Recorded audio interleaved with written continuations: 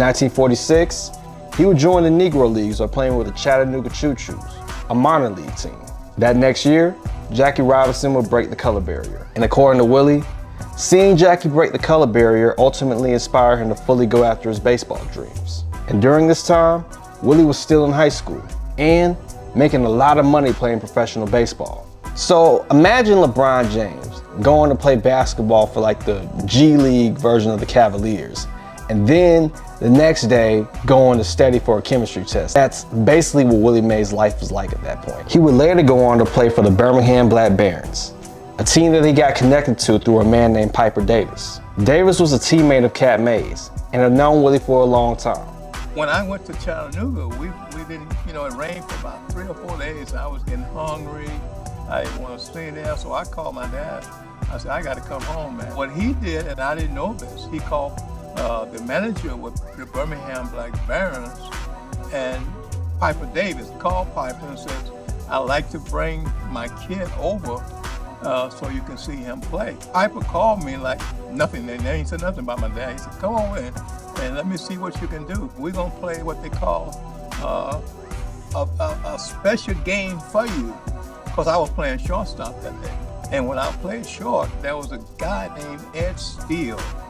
He hits a ball with the overspin, If you don't get in front of him, he's gonna kill you, So when I went to try and catch it, it ran up my sleeve. He called time. I saw Piper coming out of the stand. He called time, and he says, that's not your position, switch. He told the center fielder to come in, and I go to center field. Next 2 balls was hit, pretty good out there. I catch it with no problem.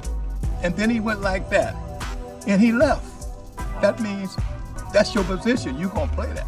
And you're gonna be on my team. You're gonna be on my team. He said, meet me Sunday afternoon at Brickwood Field. Unfortunately though, not everybody was happy with Willie Mays playing for the Black Barons. His principal didn't like the idea of him playing professional baseball and playing high school football, and even threatened to suspend him for it. But a deal was made, saying that Willie could only play home games for the Black Barons while still playing high school football. In his first game with the Black Barons, he played left field and faced off against right-hander Chet Brewer. During this game, Chet Brewer was playing with the Cleveland Buckeyes. But he had a storied history being a 2-time Negro League World Series winner with the Kansas City Monarchs. And during this game, Mays wrapped 2 singles around Brewer.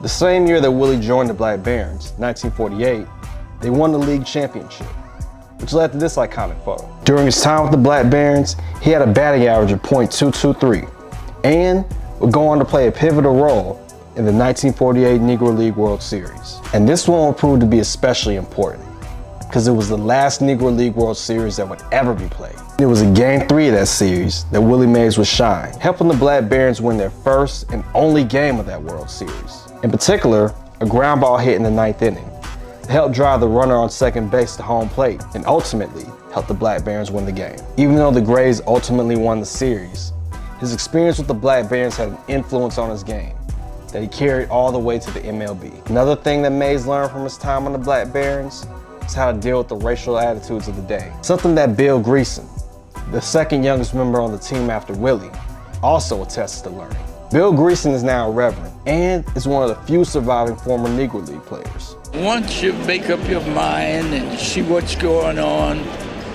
know you can't change it, so you adapt to it and make the best of it. We didn't worry too much about segregation because when we get to the ballpark, we put that uniform on, go out, play, come back, change, go. And that's the way it was with us. On August 27th, 1949, the Chicago Defender, one of the most prominent black newspapers at that time, endorsed Willie Mays as, quote, one of the most prominent young players to come out of the Negro American League in a long time. And it was during that 1949 season that his batting average went up from .274 to .311. And then that next year, he raised it to .394. But his most notable improvement was his arm. During a 1950 game against the Cleveland Buckeyes, he chalked a 295-foot fly, throwing the ball the entire way to home plate and stopped a potential 3-run rally.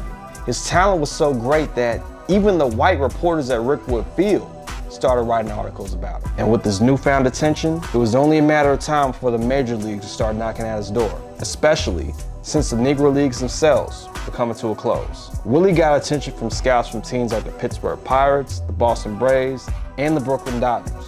But the team that would eventually sign him would be the New York Giants. The story of how the Giants ended up signing him was an interesting one, because Eddie Montague, the scout who signed Willie, was introduced to him by Bill Mom, the scout who was initially interested in signing Willie to the Boston Braves. And while the Braves decided not to go forward with it, Mom was still looking for ways to help Willie. On June 17, 1950, Mom ran into Montague at a high school baseball game. But Montague told Mom that he was going to Birmingham to evaluate another player, Alonzo Perry, with the intention of signing him.